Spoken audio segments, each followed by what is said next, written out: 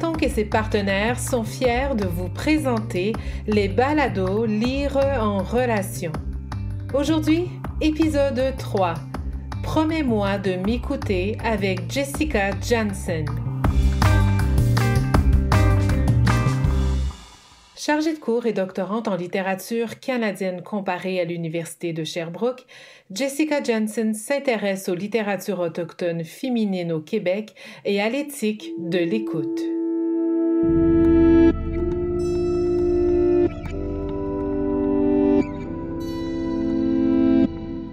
Je m'appelle Jessica Jansen et je suis très heureuse de partager avec vous ma lecture du livre Shuni de l'écrivaine Innu Naomi Fontaine. Dans les prochaines minutes, je voudrais aborder la question de l'écoute comme point de rencontre en 2 étapes. Premièrement, je vais regarder comment la forme du livre et la structure narrative soutiennent que l'acte de l'écoute se base sur et maintient une relation respectueuse entre l'auteur, Naomi Fontaine, et son auditrice ciblée, Julie.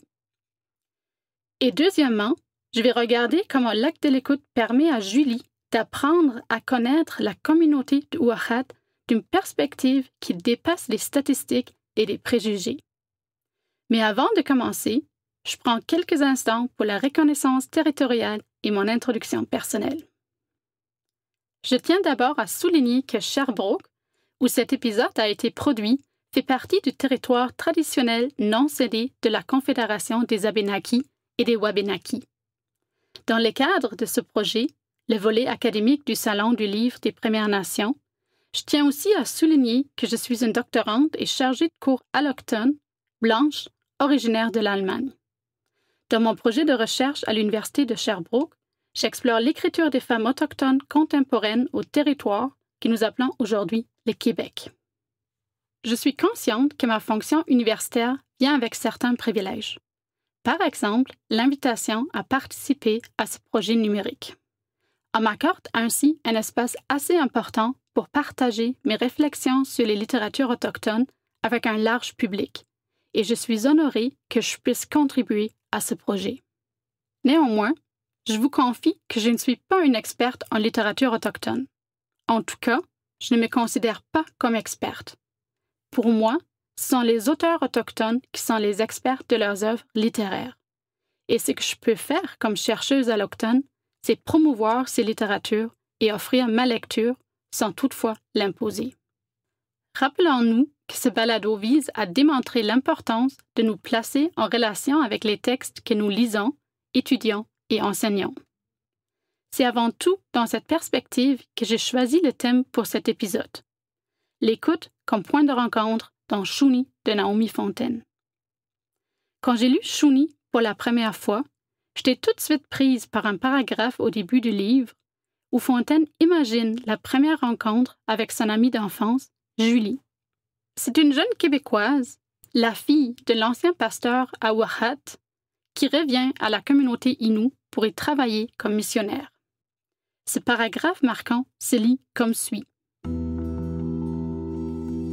Nous resterons sur la plage aussi longtemps qu'il faudra pour renouer après ces années de silence. Nous resterons jusqu'à ce que le soleil se couche s'il faut. Il y a tant à raconter, mon ami. Promets-moi de m'écouter jusqu'à la dernière lueur du jour. Permets-moi de te dire tout ce que tu dois savoir, Julie. Ces phrases annoncent, dès le début du livre, la signification de l'acte de l'écoute dans la relation entre ces 2 femmes issues de 2 contextes culturels différents. Mais je comprends ces phrases aussi dans un sens plus large qui questionne l'état des relations entre les peuples autochtones et allochtones au Québec et qui exprime un désir profond chez l'auteur de renouveler ces relations interculturelles. La mission du Salon du Livre des Premières Nations, le contexte virtuel de cette édition et surtout le fait que vous écoutez ce balado en format audio rend encore plus pertinent le thème de l'écoute comme point de rencontre. Shuni est la 3e œuvre littéraire sous la plume de l'écrivaine Innu Naomi Fontaine. Paru en 2019 chez Mémoires d'Encrier, cet ouvrage a remporté, en 2020, le prix Voix autochtone et le prix des collégiens. Comme les 2 romans publiés auparavant, Quispan en 2011 et Manikanetich en 2017, Shuni jette un regard intime, diversifié et complexe sur Uahat, la communauté dans laquelle Fontaine a grandi jusqu'à l'âge de 7 ans. Néanmoins, Shuni se distingue des 2 premiers romans à cause de sa forme. Dans une entrevue avec Radio-Canada en septembre 2019, Fontaine souligne que Shuni est un essai de manière Innu. Et elle confirme qu'elle se fait inspirer par la première écrivaine Innu, Anantane Kapesh, et son ouvrage incontournable « Je suis une maudite sauvagesse ». Comme Kapesh, Fontaine exprime son discours à travers des récits personnels, des anecdotes et des expériences ténues de sa vie personnelle. Contrairement à Kapesh, Fontaine présente son discours sous forme d'une série de lettres adressées à une destinatrice québécoise qui s'appelle Julie. Dans un prologue qui précède les lettres, Fontaine explique que Julie est une amie d'enfance et elle décrit leur relation comme suit. Elle avait l'écoute facile, le jugement absent. J'avais la parole continue. Je soutiens que c'est cette relation existante entre Fontaine et Julie, cette amitié sans jugement, qui rend possible la prise de parole de Fontaine. En fait, l'auteur avoue plus tard dans le livre « C'est à toi, mon ami, que je me confie, pour ne pas être jugé. » La forme épistolaire, ou en d'autres mots, la suite des lettres adressées à Julie, facilite aussi l'écriture fragmentée, complexe et intime de Fontaine qui marque sans doute ce livre. En plus, la forme épistolaire renforce l'idée que l'écoute symbolise un point de rencontre dans Shuni. C'est important de noter qu'il s'agit d'un échange épistolaire unilatéral, dans le sens que ce soit seulement l'auteur, Naomi Fontaine, qui écrit des lettres. Ça veut dire qu'on ne trouve pas de lettres écrites par Julie dans Shuni. Cette structure narrative, donc les lettres à sens unique, répète la répartition des rôles dans leur enfance. Comment s'agit-il alors d'un échange? Je propose de voir l'acte de l'écoute de Julie comme une action au lieu d'une chose passive. C'est l'acte de l'écoute de Julie qui, d'une certaine façon, donne une place à la voix de Fontaine. Bref, l'écoute est nécessaire pour une véritable rencontre. Et c'est la connexion essentielle entre l'acte de raconter et celui d'écouter qui caractérise la relation entre Fontaine et Julie. En outre, la rencontre interculturelle dans Shuni est marquée par un acte de subversion. En d'autres termes, Fontaine renverse volontairement les rôles et les structures sociales qui sont toujours imprégnées de hiérarchies coloniales. L'exemple le plus visible de cette subversion est, à mon avis, la transformation du nom de Julie, qui se reflète aussi dans le titre complet du livre. Shuni, c'est que tu dois savoir, Julie. Fontaine annonce avec fierté à Julie comment les aînés de la communauté vont changer la prononciation de son nom à Shuni. Ce sont nos grands-parents qui t'appelleront Shuni les premiers. Les sons J et L seront imprononçables pour eux, puisqu'ils n'existent pas dans ma langue. Ils inuiseront ton nom, comme longtemps les missionnaires ont francisé les nôtres. Je dis ça sans amertume. Au contraire, lorsqu'ils t'appelleront Shuni, ce sera le signe que les choses ne sont plus comme elles étaient autrefois, que la relation entre Blancs et Innu n'est plus à sens unique, et que forcément, grâce à la langue et à la culture que nous avons préservées, nous pouvons offrir des trésors à ceux qui viennent nous rencontrer, comme un surnom à la sonorité douce, une forme d'adoption, une amitié durable, ou simplement une main tendue à l'autre, quelque chose d'aussi doux que la réconciliation. En plus de valoriser la langue Innu, ce changement de prononciation marque aussi un changement dans la relation entre les peuples autochtones et allochtones.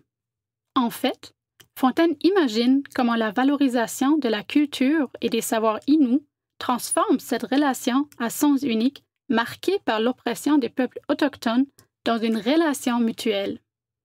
elle imagine un espace où les peuples autochtones et allochtones peuvent se rapprocher tout en reconnaissant la différence de l'autre. Les lettres écrites par Fontaine et adressées à Julie symbolisent aussi cet espace de rencontre.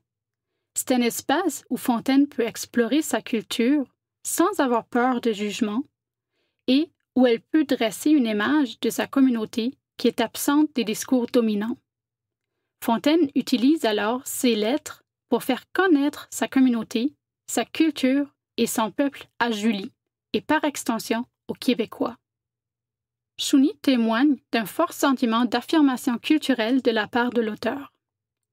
Cette fierté s'exprime aussi dans le désir de dépasser les statistiques, de voir au-delà des préjugés et de contester les discours dominants établis par les colonisateurs blancs et maintenus par notre société et les médias. Bref, Fontaine reconnaît l'importance de l'autoreprésentation et de l'autodétermination. Fontaine remarque cependant la difficulté de se libérer de ces chiffres qui définissent toujours son peuple et elle confie à Julie « Et maintenant, Julie, je t'écris pour te parler de qui nous sommes. Et la première chose qui me vient en tête, ce sont les statistiques. Comment s'en défaire? Comment défaire de petites choses aussi solides? Diseuses d'avenir, inhumaines. » Fontaine se libère du poids de ces statistiques tragiques en reconnaissant les faits traumatisants de la colonisation qui se manifestent aujourd'hui souvent par des problèmes sociaux dans les communautés autochtones. En plus, elle réussit à souligner l'humanité, la dignité, la fierté et la beauté de son peuple à travers son écriture fragmentée et complexe. Bref, elle dévoile tout ce que les statistiques manquent et cachent. Nous avons été longtemps analysés sans que jamais personne ne se donne la peine de tenter de nous connaître. Julie, je te raconterai tout ce que les chiffres ne disent pas. Les lettres à Julie offrent un espace pour raconter l'humanité présente derrière les statistiques, la diversité présente derrière les stéréotypes, la réalité autochtone présente derrière la représentation coloniale. Ainsi, Fontaine crée soigneusement une image de sa communauté qui décrit aussi bien les difficultés que les forces du peuple Innu. Son regard n'est donc ni rose ni noir, mais témoigne d'une perception aimante envers sa communauté et sa culture. En plus, Fontaine réussit à transmettre de l'espoir, de l'amour et la fierté d'être Innu. Selon Fontaine, sont des ingrédients essentiels pour inciter des changements positifs dans sa communauté. À travers son écriture et le portrait qu'elle dresse de sa communauté, l'auteur nous invite à entamer un processus de sensibilisation, d'éducation et de décolonisation. Ce processus comprend aussi de désapprendre les idéologies coloniales. Bien entendu, ce processus de désapprentissage, qu'on peut aussi voir comme une forme de décolonisation cognitive, est déstabilisant, troublant et dérangeant parce que nous commençons à questionner et à contester les bases sur lesquelles ce pays et sa culture sont fondés. Néanmoins, ces sentiments d'instabilité est en fait voulu. Il s'agit d'une étape essentielle dont nous avons besoin pour nous défaire des statistiques, comme l'écrit Fontaine. Bref, nous en avons besoin pour être capables de nous ouvrir envers l'autre, de l'écouter et de le rencontrer véritablement. Avec Shuni, Fontaine a publié un livre riche et puissant qui place sa communauté Innu au centre et qui affirme son droit à l'autodétermination. En même temps, son discours transmet un message puissant qu'il faut renouveler les liens entre les peuples autochtones et allochtones qui cohabitent l'île de la Tortue. Je voudrais conclure cet épisode avec les mots de Naomi Fontaine, qui nous rappelle indirectement que l'acte de l'écoute n'est jamais fini, et surtout pas avec la fin d'un livre ou avec les dernières secondes d'un balado. Ainsi, Fontaine invite son amie Julie à continuer la pratique d'écoute pour établir et maintenir une relation respectueuse avec la communauté dans laquelle elle veut s'impliquer. Laisse-moi te dire une chose encore, mon ami. Si tu veux vraiment aider les Inuits, et je crois que tu le veux, pourquoi ne pas commencer par leur demander ce que tu pourrais faire pour eux? La réponse? Je ne l'ai pas. Ce sont eux qui te la donneront.